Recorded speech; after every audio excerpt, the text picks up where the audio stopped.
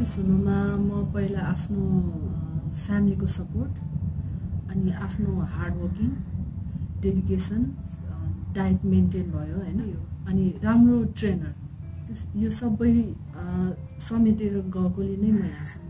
फर्स्टमा मैले हस्बेन्डलाई भने हैन डाइरेक्ट नै हुन्छ नै भन्नुभयो कि हुन्छ यस्तो फर्स्ट टाइम हुन लागिरहेछ हैन एकदम राम्रो हुन्छ गरे पनि हुन्छ भन्नुभयो त्यहाँबाट मैले मम्मीलाई सोधेँ मेरो जस हाइली फोकस भनेको त मम्मी हो नि हैन अनि मम्मीलाई सोधेँ मम्मीले चाहिँ अब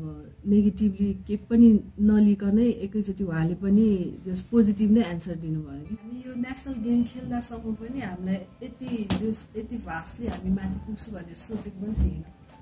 अब गर्ने हैन उहाँले गर्नु अब तिम्रो एप्स आउँछ हैन राम्रो हुन्छ बडी त मेन्टेन हुन्छ नि भन्नुभयो हो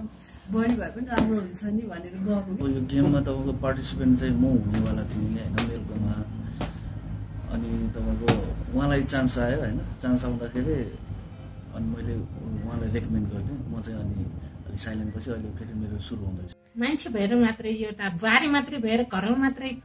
गर्ने सासूले कोट्याउनु त हुँदैन आफ्नो मान्छे भएपछि जन्मिएपछि त खुसियाली त हुनुपर्छ